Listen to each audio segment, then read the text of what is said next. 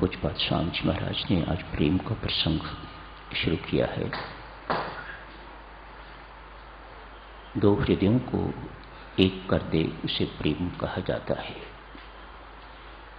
दो हृदयों को दो नहीं रहने दे, एक कर दे उसे प्रेम कहा जाता है।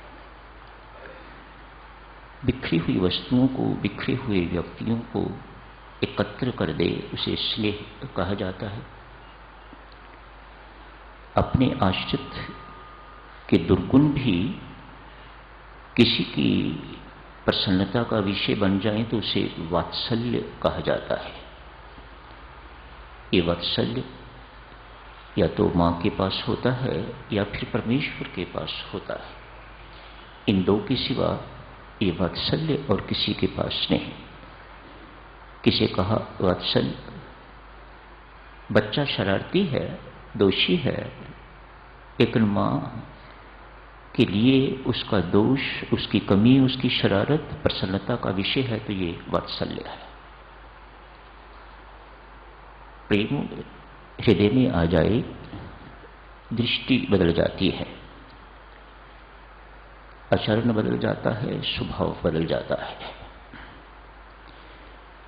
प्रेम की ऐनक लग जाती है तो सर्वत्र प्रेम ही प्रेम दिखने लग जाता है। मानो उस वक्त हृदय में प्रेम परिपूरित हो गया है, फिर जो भीतर है वही बाहर निकलता है। दृष्टि को क्या हो जाता है?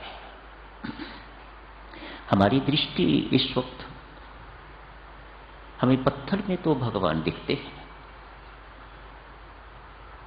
पत्थर की मूर्ति किसने बनाई? किसी शिल्पकार ने, किसी कारीगर ने पत्थर को तराशा तो एक मूर्ति बना दी। आप उन्हें प्रणाम करते हैं, आपको उस मूर्ति में भगवान दिखाई देने लग जाते हैं। वह मूर्ति वंदनीय बन जाती है।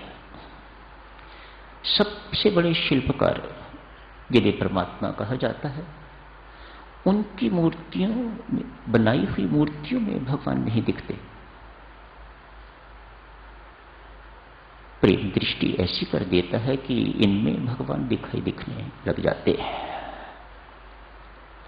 वास्ट डिफरेंस, बहुत बड़ा अंतर। अमात्र पत्थर की मूर्ति में ही भगवान दिखाई नहीं देते, परमात्मा की बनाई हुई ये मूर्तियां बैठी हुई हैं, इनमें भी भगवान दिखाई देने लग जाते हैं। ये प्रेम का प्रताप है।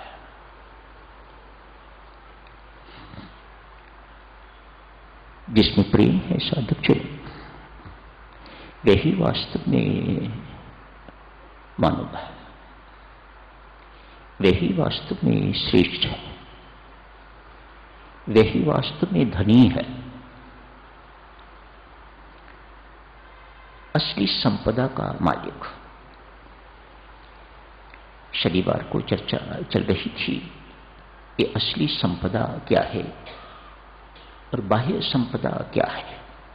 बाह्य संपदा वह है जो यही रह जाती है। जो यहां रह जाए उसे बाह्य संपदा समझिएगा, शरीर समेत। जितना मर्जी च्यवनप्राश खाओ, खिलाओ, मल्टीविटामिन्स खाओ, खिलाओ, जो मर्जी करो, जो संपदा यहीं धरी रह जाए वह बाह्य संपदा है। जिसका एक कण भी यहां ना रहे, वह आपके अंतःकरण के साथ ही आपके साथ परमेश्वर के दरबार तक पहुंचे, वह भीतरी संपदा है, वह वास्तविक संपदा है। प्रेम ऐसी ही संपदा है जिसे भीतरी संपदा कहा जाता है।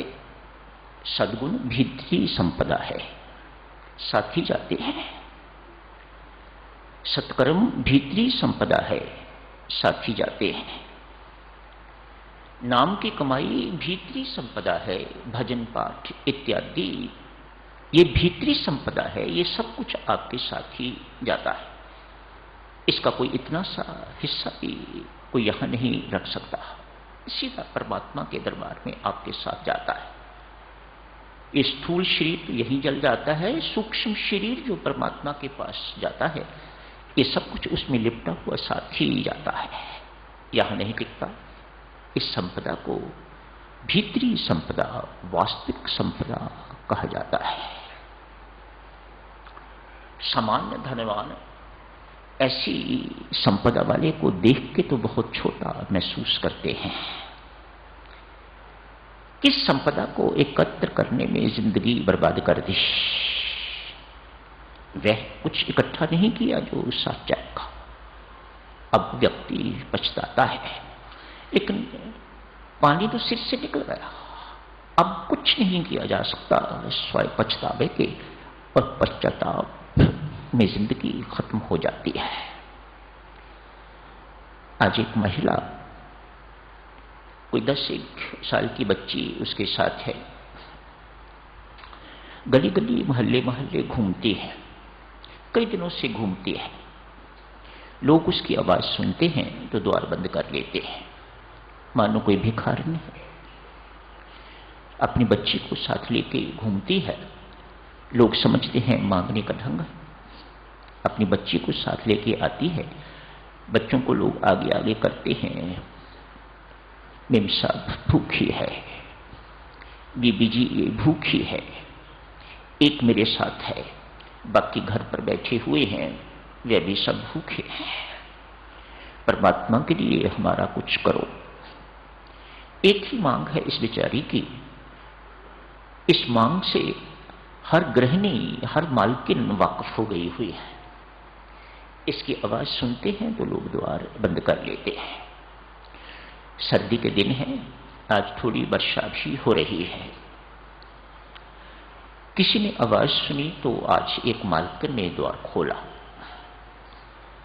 द्वार खोल के कुछ दया का भाव उसके अंदर जागृत हुआ। कहा, भीतर आ जाओ, ठंड है, ठिठुर रही हो, वर्षा भी हो रही है, भीगी हुई हो, दोनों मां बेटी अंदर आ जाओ। उन्हें अंदर बुला लिया है। अंदर बुलाते ही, पहुंचते ही ये देवी कहती है, बीबी जी, मेम साहब, मालकिन, मेरे लायक कुछ आपके घर में काम करने योग्य हो तो मुझे काम दे दीजिएगा। मानो स्पष्ट करती है, मैं भिखारी नहीं, मैं अपनी मेहनत की कमाई खाना चाहती हूं, मेरे योग्य कोई भी आपके घर में काम हो मुझे दे दीजिएगा। बर्तन साफ करने वाले हूं, मैं बर्तन साफ कर देती हूं, कपड़े धोने वाले हूं, मैं वह कर देती हूं, मानो कुछ भी काम मेरे योग्य आप समझो तो मैं करने को तैयार हूं। मालकिन ने नाक मुंह चढ़ाती हैं, ऐसी गंदे कपड़े पहने वाली को क्या मैं अपने घर में नौकरानी रखूंगी? भागो भागो यहां से, मालकिन ने कहा। तो बारिश हो रही थी, ठंड का मौसम है, इसलिए तुम्हें अंदर बुलाया है। ये देवी कहती है अपनी नन्ही कन्या को, बेटा, बीबी जी को हाथ जोड़ के राम राम करो, जो राम इच्छा। इतनी सी बात कह के दोनों मां बेटी घर से बाहर निकल गए हैं, लेकिन इतनी छोटी सी बात ने इतना गहरा प्रभाव उस मालकिन पर डाला है। ये भी भूखी है, दोनों भूखे हैं, घर में बच्चे बैठे होंगे वह भी भूखे हैं, पल्ले पैसा नहीं है, यहां से इनकार हो गया है, मैंने भी कुछ नहीं दिया, लेकिन एक अद्भुत सा संतोष, शिष्टाचार देखो, कह के गई है, बिटिया, मेम साहब को राम राम करो, जो राम इच्छा, और चल पड़े। कोई विरोध नहीं, कोई किसी प्रकार की प्रतिक्रिया नहीं, बाहर निकल गए। मालकिन आज इस बात को भूल नहीं रही, उसे बार बार ये बात याद आ रही है, इनका व्यवहार याद आ रहा है। कैसा अद्भुत संतोष है, मेरे पास तो ऐसा नहीं है। अपने आप को उनसे कंपेयर कर रही है, अमीरी गरीबी नहीं, असली चीज कंपेयर कर रही है, गुणों को कंपेयर कर रही है, वह कितनी गुणवान है और मैं कितनी गुणहीन हूं। बेशक पैसे की अमीर हूं, लेकिन वह गुणों की अमीर है। उसने कमाल कर दी। कहा, बिटिया, मालकिन को राम राम करो। दोनों ने राम राम करी, जो राम इच्छा कह के बाहर निकल गए। बूंदाबांदी अभी भी चल रही है। द्वार पर खड़े होके पीछे से आवाज लगाई है, मेरी 1 मिनट बात सुनते जाओ। उन दोनों को बुलाया है। दोनों फिर भीतर आए हैं। आके दोनों मां बेटी एक कोने में बैठ गई हैं। गरीब आदमी अमीर लोगों के घरों में जहां बैठता है, जहां उसका स्थान होता है, उचित स्थान पर बैठी है। उसे कोई कुर्सी पर बैठने के लिए तो नहीं कहेगा, सोफे पर बैठने के लिए तो नहीं कहेगा। गरीब जो हुए, धन के गरीब। शब्दों पर मेरी माता ध्यान रखना सज्जनों, ये व्यक्ति, ये लोग इतने ऊंचे हैं लेकिन धन के गरीब हैं, लेकिन हैं बहुत ऊंचे। कहां ऊंचे हैं? परमात्मा की दृष्टि में अपने गुणों के कारण असली धनी हैं, असली धनवान हैं, असली पूंजीवान हैं ये लोग, जिनको हम गरीब समझ रहे हैं। एक कोने में बैठ गई हैं। अंदर से आवाज आई है, मम्मी। आवाज में पीला है। मम्मी को पता लगा होगा कि नहीं लगा होगा, लेकिन जो पीला को पीला समझने वाले हैं, इस देवी को पता लगा है, बीबी जी क्या बच्ची अंदर बीमार है? मैं 1 मिनट उसे देख लूं। स्वभाव इस प्रकार का बना हुआ है।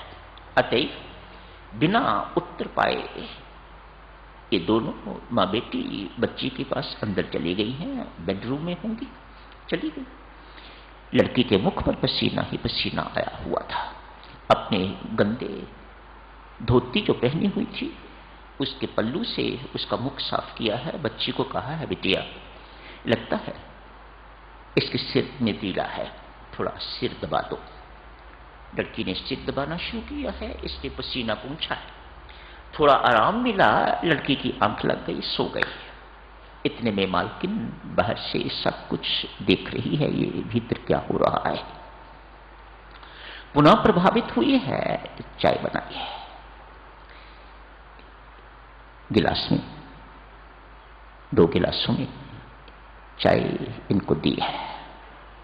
एक प्लेट में कुछ रोटियां रात की बची हुई थी, वह भी रोटियां भी रख दी हैं।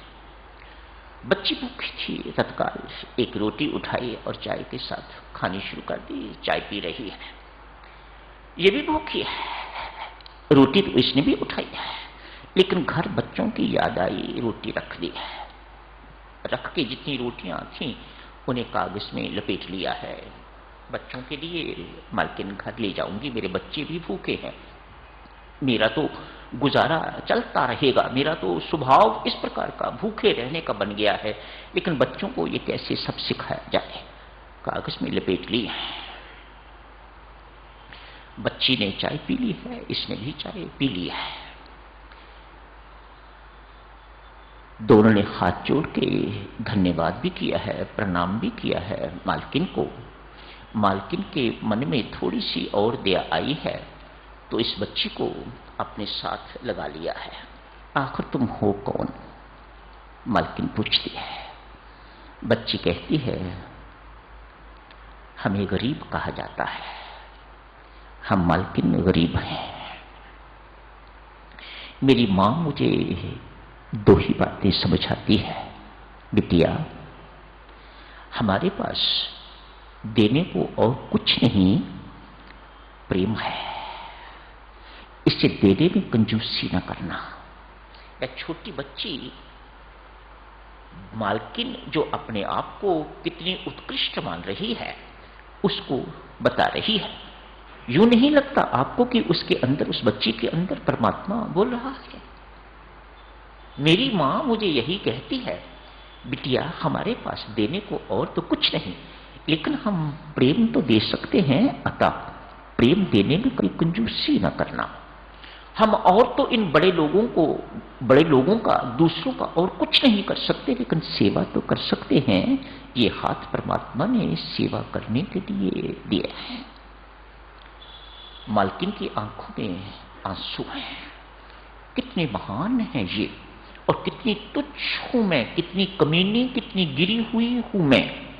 भागी भागी अंदर गई है, पर्स में हाथ डाला, जितने पैसे हाथ में आ गए, रुपये हाथ में आ गए, लाके तो पल्लू में बांध दिए। आप रोज आ जाया करना। मालकिन ने कहा, आप रोज आ जाया करना, कुछ ना कुछ काम आपको करने को यहां मिल जाएगा। संत महात्मा समझाते हैं साधक जन, अमीरी और गरीबी पैसे से मापने वाली चीज नहीं है। ये भ्रम है, ये भ्रांति है, गलत डेफिनेशन है अमीरी और गरीबी की। अमीर वह है जिसके पास सद्गुण ही सद्गुण है, शिष्टाचार है, जिसके पास चरित्र है, जिसके पास संतोष है, जिसके भीतर प्रेम ही प्रेम भरा हुआ है, वह अमीरों का अमीर, प्रेम सम्राट। संत महात्मा ऐसे के लिए शब्द प्रयोग करते हैं, वह प्रेम सम्राट है, प्रेम का धनी है वह, उससे प्रेम आपको मिलेगा। जो दुख सह के भी दूसरों को सुख पहुंचाना चाहता है, ऐसा प्रेम सम्राट। इसी के साथ ही समाप्त करने की इजाजत दीजिएगा साथियों। धन्यवाद।